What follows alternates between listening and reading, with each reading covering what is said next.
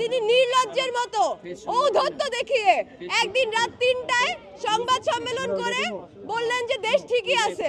আমাদের আজকের কর্মসূচি হচ্ছে স্বরাষ্ট্র মন্ত্রীর পদত্যাগ এবং স্বরাষ্ট্রমন্ত্রীর পুষ্পতলিকা আমরা দাহ করেছি। তার সেই সংবাদ সম্মেলন বন্ধুরা আপনারা যদি চোখ বন্ধ করে শুনতেন তাহলে আপনাদের মনে হইতো এটা আওয়ামী লীগের আমলেরই কোনো মন্ত্রী। কেবল আওয়ামী লীগের জায়গায় ধর্ষণ ও নিপীড়নের বিরুদ্ধে বাংলাদেশ প্ল্যাটফর্ম থেকে এর আগে একটি স্বরাষ্ট্র মন্ত্রণালয় অভিমুখে গণপদযাত্রার আয়োজন করি।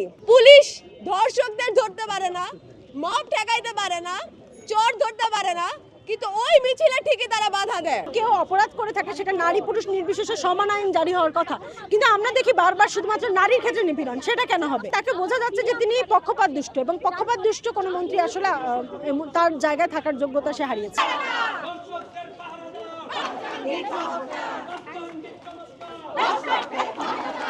আমরা আজকে যেখানে দাঁড়িয়ে আছি এই লালমাটি আর মোহাম্মদপুরে ঠিক এখানে গত 2 দিন আগে আমাদের 2 শিক্ষার্থী বোন, আমাদের 2 বোন মবের হাতে বিশ্রী ধরনের নিপীড়নের শিকার হয়। স্বরাষ্ট্র উপদেষ্টা একবার বদলানোর পর থেকেও সারা দেশ জুড়ে ছিনতাই, ডাকাতি, খুন, ধর্ষণ, নিপীড়ন, মব জাস্টিস এই ধরনের ঘটনাগুলি ঘটেই চলেছে, বরং এক ফোঁটাও কমেনি।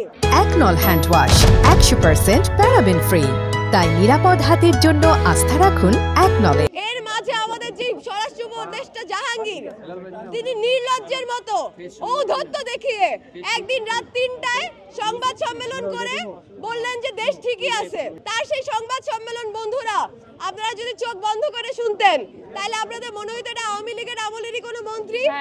কেবল আওয়ামী লীগের জায়গায় বিএনপি জামাত বসবে। ধর্ষণ ও নিপীড়নের বিরুদ্ধে বাংলাদেশ প্ল্যাটফর্ম থেকে এর আগে একটি স্বরাষ্ট্র মন্ত্রণালয় অভিমুখে গণপদযাত্রার আয়োজন করি। পুলিশ ধর্ষকদের ধরতে পারে না, মব ঠেকাইতে পারে না, চোর ধরতে পারে না, কিন্তু ওই মিছিলে ঠিকই তারা বাধা দেয়। আপনারা দেখেন প্রতিটা সময় আন্দোলনে মেয়েরা ছিল ফ্রন্টে, অথচ অভ্যুত্থানের পরে আমরা কি চিত্রটা দেখতে পাচ্ছি সমানে মেয়েদেরকে কর্নার করে দেওয়া হচ্ছে। মেয়েদের কোনো অবদান কোথাও যেন নাই।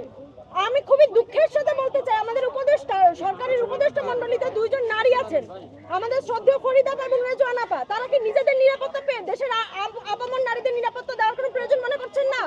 তাহলে আমরা গভীরভাবে তাদেরকে তীব্রভাবে তাদেরকে ধিক্কার জানাচ্ছি।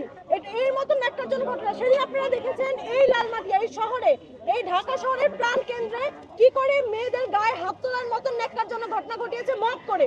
আমরা এই ধরনের স্বরাষ্ট্র উপদেষ্টা এবং এই ধরনের গভর্নমেন্ট বডির কাছে আমরা আপামর নারীরা নিরাপদ বোধ করছি না। আমরা অবিলম্বে তার পদত্যাগ চাচ্ছি, অবিলম্বে। আমাদের আজকের কর্মসূচি হচ্ছে স্বরাষ্ট্র মন্ত্রীর পদত্যাগ এবং স্বরাষ্ট্রমন্ত্রীর পুষ্পতলিকা আমরা দাহ করেছি। এই ধরনের একটা দেশে এইভাবে স্বরাষ্ট্রমন্ত্রী দায়িত্ব নিয়ে বসে থাকতে পারে না, ঠিক আছে? কারণ আমাদের অভ্যুত্থান, আমাদের রক্ত, আমাদের শিক্ষার্থীদের রক্তের উপর দিয়ে বসা তাদের এই চেয়ার। সেখানে আমরা এরকম কাপুরুষ মেরুদণ্ডহীন পুরুষতান্ত্রিক একজনকে রাখতে চাই না, এবং সে থাকবে না।